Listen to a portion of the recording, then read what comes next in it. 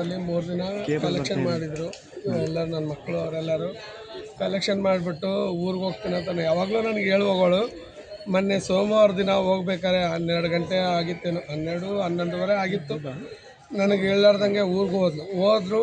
ಆಮೇಲೆ ನನಗೆ ಗೊತ್ತಾಗಿರೋದು ಅಮಾವಾಸ್ಯೆ ದಿನ ಬೆಳಗ್ಗೆ 1:30ಗೆ ಗೊತ್ತಾಯಿತು. ಫೀಲಿಂಗ್ ಸ್ಟೇಟಸ್ಗಳೆಲ್ಲ ತುಂಬ ಇಟ್ಟಿದ್ದೆ.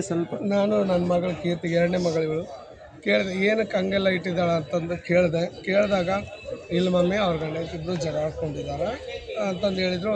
ಅವ್ರು ಯಾವಾಗಲೂ ಇವಾಗ ಒಂದು 6-7 ವರ್ಷದಿಂದ ನೋಡ್ತಾ ಇದ್ದೀವಿ.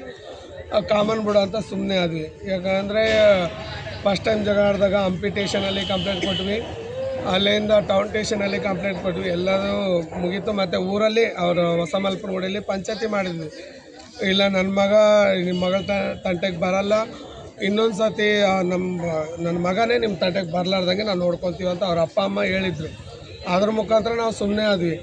ಸುಮ್ಮನೆ ಆದಮೇಲೆ ಇವಾಗ ಮತ್ತೆ 1 ವರ್ಷದಿಂದ ಅವಳಿಗೆ ತುಂಬ ಟಾರ್ಚರ್ ಆಗಿದೆ. ನನ್ನ ಹತ್ರ ಹೇಳೇ ಇಲ್ಲ. ಹೇಳಿದ್ರೆ ನಾನು ಏನೋ ಒಂದು ಮಾತಾಡ್ತಾಯಿದ್ದೆ.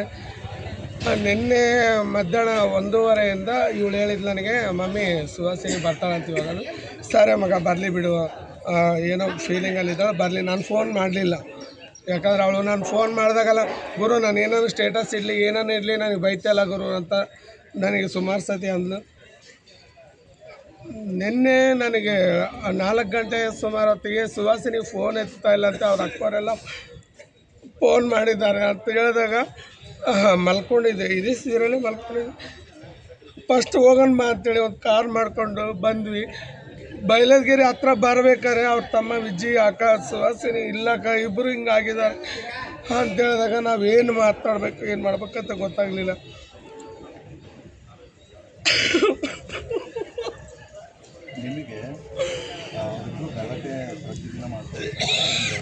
ಸುಮಾರು 6 ವರ್ಷದಿಂದ ಗಲಾಟೆ ಆಗ್ತಾನೆ ಇತ್ತು. ಎಷ್ಟೋ ಸತಿ ಬಗೆಹರಿಸಿದ್ದೀವಿ. ಅಂದರೆ ಈ ಸತಿ ಮಾತ್ರ ಈ ಥರ ಆಗಿರೋದು ನಮಗೆ ತುಂಬ ದುಃಖವಾದಂಥ ವಿಚಾರ.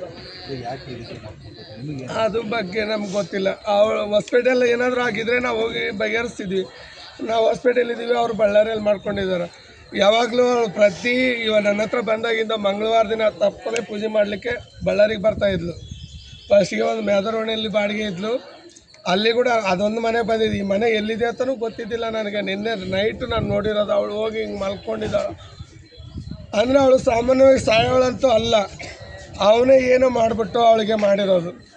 ಇದು ಮಾತ್ರ ನಿಜ. ಯಾಕಂದರೆ ಎಷ್ಟೇ ಜನ ಬರಲಿ, ನನ್ನ ಹತ್ರ ಯಾರಾದರೂ ಜಗಳಕ್ಕೆ ಬಂದರೆ ಗುರು ನಾನಿದ್ದೀನಿ ಗುರು ಅಂತಂದೇಳಿ ಮುಂದೆ ನಿಂದಿರ್ತಿದ್ಲು.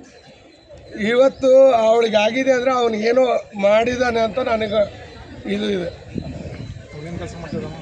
ಅವನು ಆಟೋ ಹೊಡಿತಾ ಇದ್ದ. ಅವರು ಹೊಲ ಮನೆ ಇದೆ ಅಂತ ನಾವಂತೂ ನೋಡಿಲ್ಲ, ಮನೆ ಮಾತ್ರ ನೋಡಿದ್ದೀವಿ. ಅವರಮ್ಮ ಒಬ್ಬ ಹೊಸ ಮಲ್ಪನಗುಡಿ ನಮ್ಮ ತೃತೀಯಲಿಂಗಿಗಳಲ್ಲಿ ಪ್ರೀತಿ ಮಾಡ್ತಾರೆ. ಪ್ರೀತಿ ಮಾಡಿ ನಮ್ಮ ತಲೆ ಬ್ರೈನ್ ವಾಶ್ ಮಾಡ್ತಾರೆ. ನಾವು ನಿನ್ನ ಜೊತೆಲಿ ಇರ್ತೀನಿ ಸಾಯೋವರೆಗೂ ಅಂಥೇಳಿ ಬ್ರೈನ್ ವಾಶ್ ಮಾಡಿಬಿಟ್ಟು ಅವ್ರ ಜೊತೆಲೇ ಇರ್ತಾರೆ. ಜೊತೆಲೇ ಇದ್ಬಿಟ್ಟು ಅವ್ರು ತಿನ್ನೋವರೆಗೂ ತಿಂದು ಅವ್ರ ಫ್ಯಾಮ್ಲಿಗೆ ಹಣ ತೊಗೊತಾರೆ, ಎಲ್ಲ ತೊಗೊತಾರೆ. ಅವನಿಗೆ ಆಟೋನು ಅವಳೇ ಕೊಡಿಸಿರೋದು. ಅವ್ರ ಫ್ಯಾಮ್ಲಿಗೆ ಎಲ್ಲರಿಗೂ ಗೊತ್ತು.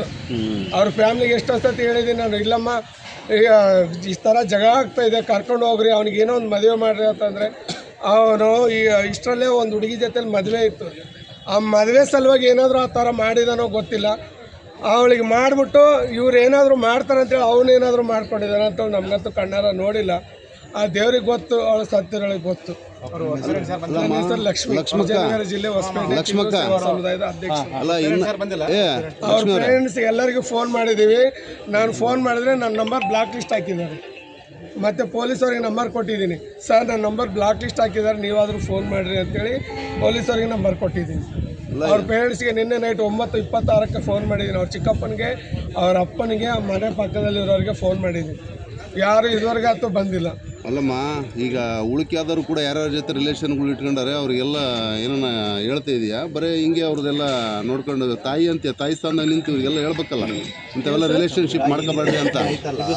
ಬೇರೆ ನಿಮ್ಮ ಸಮುದಾಯಕ್ಕೂ ಸಂದೇಶ ನಮ್ಮ ಸಮುದಾಯಕ್ಕೆ ನಾನೇನು ಸಂದೇಶ ಕೊಡ್ತಾ ಇದ್ದೀನಿ ಅಂದರೆ, ಗಂಡ ಅನ್ನೋ ಪದ ಬಿಟ್ಬಿಡ್ರಿ.